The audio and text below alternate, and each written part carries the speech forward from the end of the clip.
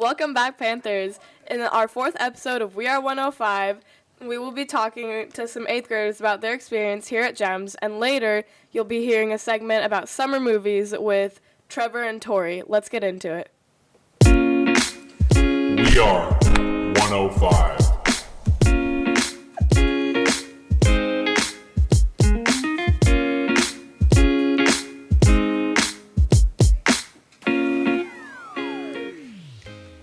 Welcome back. Today with me, I have Maggie, V, Xander, and Sophia. They're all 8th graders here at GEMS and will be freshmen next year. We're going to be talking to them about their experience here at GEMS, some of the pros and cons, favorite classes. So, Maggie, overall, how would you sum up your middle school experience here at GEMS? I would sum it up very good, actually. Most people have the mindset of, oh, middle school sucks. It's, such a bad experience. But I feel like because of some teachers that I've had, and they've just said, make it, you make middle school what it is. And so it's, just having that mindset of being optimistic about things. What about you, V?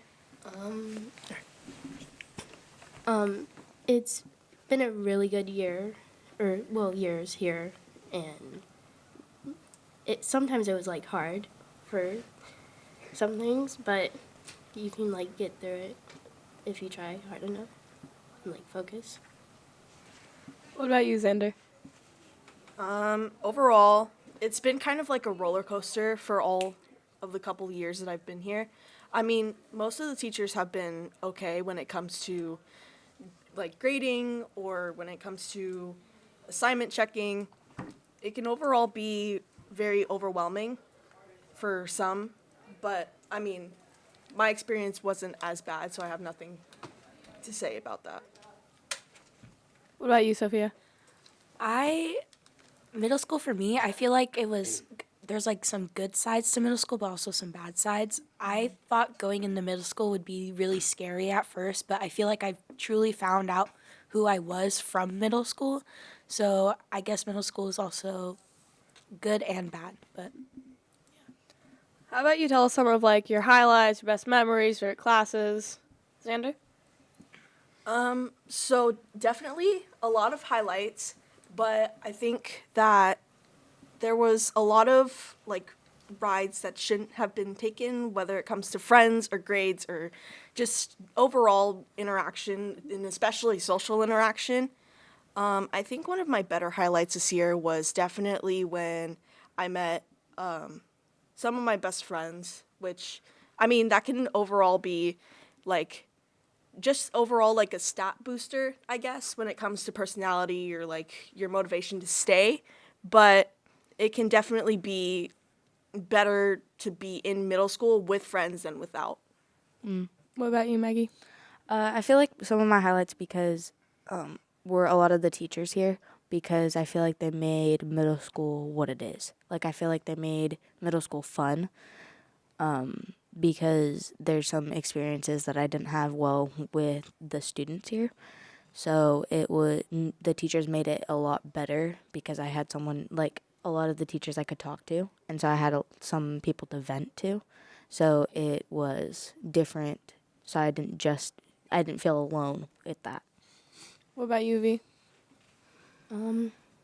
Yeah, there were some highlights and stuff, having teachers I could talk to whenever I'm down and stuff. But other than that, there's my friends who I have who are really caring and stuff and kind. So yeah, that's about it. What about you, Sophia?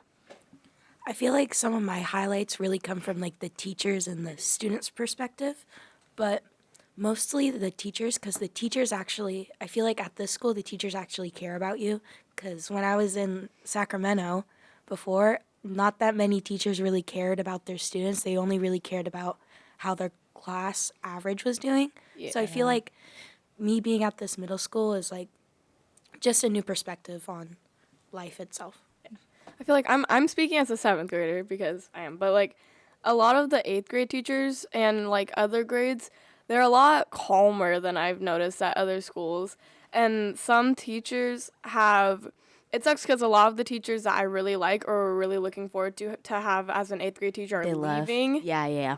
Yeah, so like Miss Mason, Miss Simcoe, they're all, now I don't know who I'm going to have as a teacher. Yeah. And I don't know if I'll be able to talk to them or anything. Yeah. Except for Mr. Noonan, of course. Yeah. Mr. Noonan's been here too long to leave.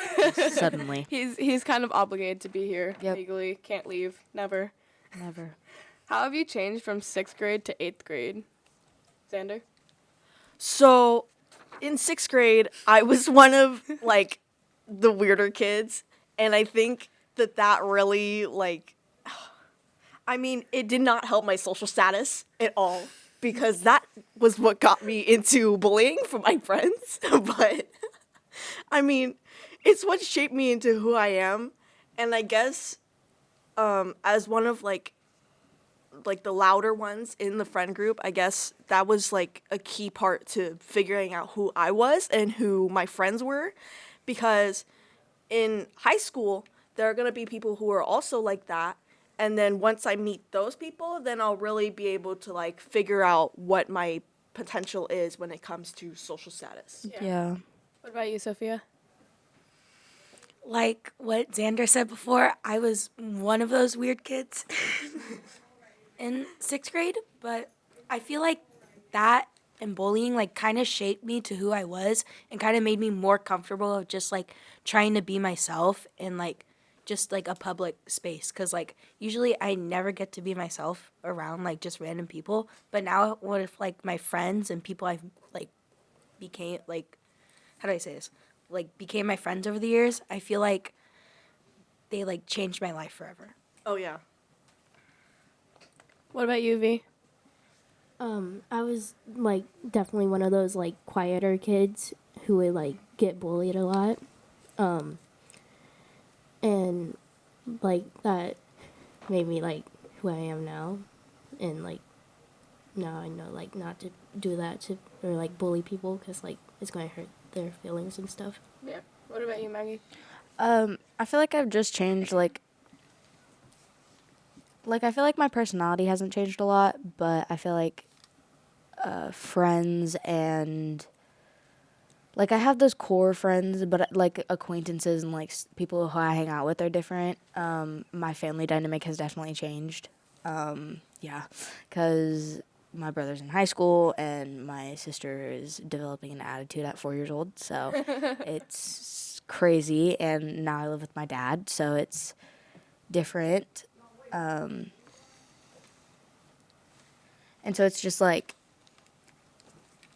different dynamics from the 2 years that have passed. Awesome. Yeah. Now we will be having a word from our sponsors. Hello, we interrupt this podcast for a brief message from our platinum level sponsors this year. A big thanks to Eschaton Village in Roseville, Sierra Pacific, and Tamale Music. We cannot thank you enough for your support. Now back to the podcast.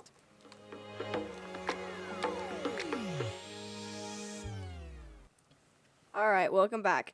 If you could change one thing about your middle school experience, what would it be? Sophia?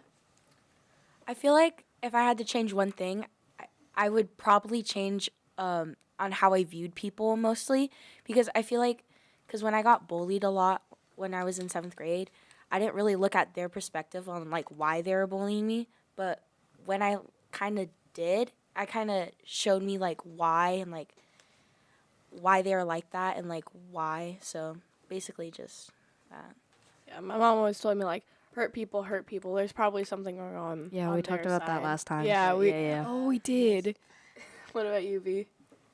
I can agree with Sophia, because like it does like change your perspective of like how people are whenever they like bully you, and like you don't know like what's going on in their life and stuff.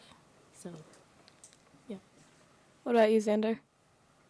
So I feel like if there was one thing that I could change about just generally being in middle school, I think it would be the people that I hung out with from 6th to 7th, because back then I was attached to those who stuck with me throughout elementary, and I think that they took a very dark path that I tried to fit into, and then I ended up that ended up not being who I wanted to be. So after I cut them off and found the people who I actually think fit who I want to be and who they want to be and who know what they want and everything, I think it's better that I had them rather than the friends that I had before.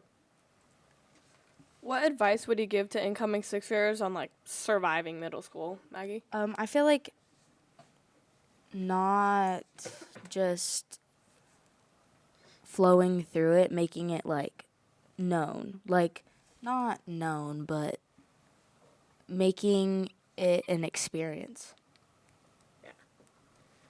I definitely feel like as a seventh grader, I would say not to rush into things like friendships, relationships, all that kind of stuff. Yeah, definitely. Especially trying to prove that you're better than other people, like being a teacher's pet or like any of that stuff doesn't end up doing Yeah. you any good. But technically, like other people have different like extents to being a teacher's pet. It's different because it's like the teacher could like you and you're a likable person, but then there's like trying to kiss up to the teacher and like Yeah. get things from it. Don't be a teacher kiss up. That's not good. What are you looking forward to most about high school, Xander? So for high school, I definitely think that the thing I'm looking most forward to is like proceeding on with like life and with people who will actually stick out with me throughout like school and then beyond, which most of the time people don't stick around as long as you may want them to or may need them to. But I do think that high school definitely shapes who you're going to exit school as. Yeah. I mean, it makes like a fragment of your personality, but it doesn't exactly like put you into this mold where you have to stick in through your whole life. What about you, Sophia? I'm probably looking most forward to just making new friends since I'm going to like 12 Bridges High School instead of Lincoln, because I really wanted to get like a new change to my life instead of just like following like how people want me to be. So, yeah. I feel like a fresh start because there's like definitely different opportunities and it's bigger, so it's like different.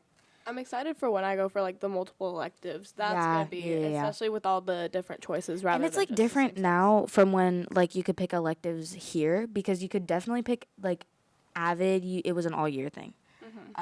Leadership is an all year thing. Most of the things were all year things, like electives to do, but now they're like semester ones, and so it's like different. Like Yeah. I'm excited to see what the because I still have a sibling here, so I'm excited to see what that's gonna look like. Yeah. What about you, V? I'm really excited for like the Sierra College biology class because like you get to go to the farm and stuff and like Nice. takes up 2 class periods. So, but also like another exciting thing about it is like more people are like you're gonna meet like new people and stuff, and that's like another thing that's fun. All right. Well, I would like to thank all of our guests for coming on today. You. Later, you will be hearing Trevor and Tori on some summer movies, what's coming out, all the interesting, good, fun stuff with some other guests. So, let's get into that.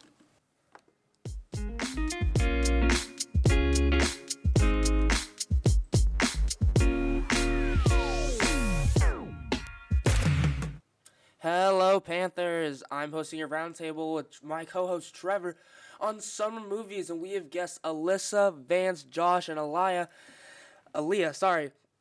And we'll be starting off with who they think is the most anticipated movie that will be coming out this summer. Josh, why don't you start us off here? I think it'll be Spider-Man Across the Spider-Verse because it's been anticipated for, I think, like 2 years after the movie came out.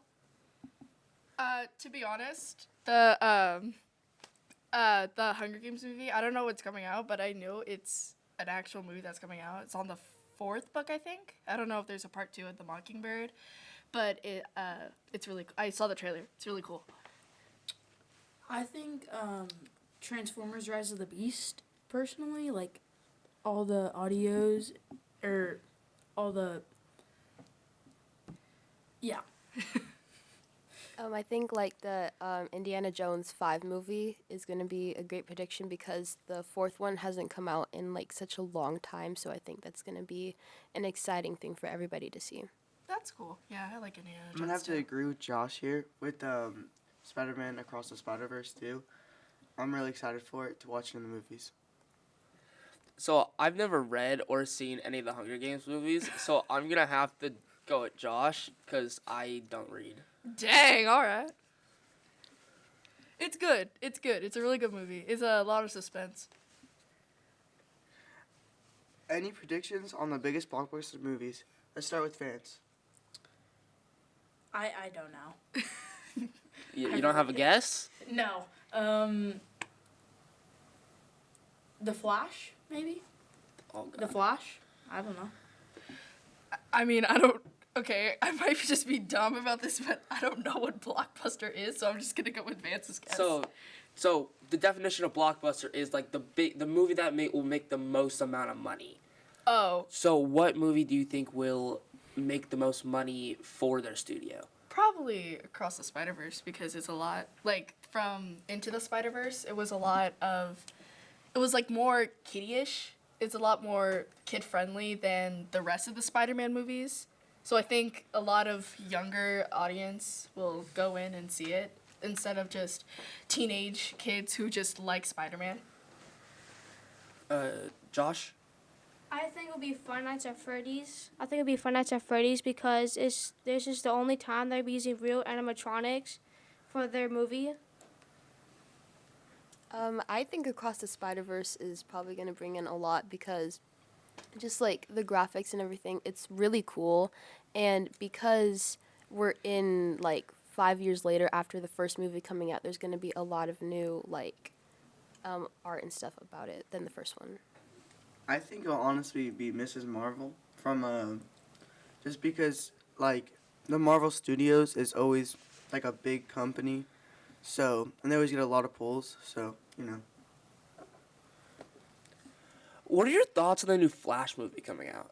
The Flash? I've never really watched any Flash movies, but I have seen some Marvel movies before, and in my opinion, they were really cool. So I don't want to say expect, but I have high expectations for it because all the rest of the movies were good. So I don't know if they'll have the same sort of graphics that the other movies have had, but just super speedy, so. I'm hoping that it's going to be like a good movie and that it'll make good money so then they'll do like another Flash movie.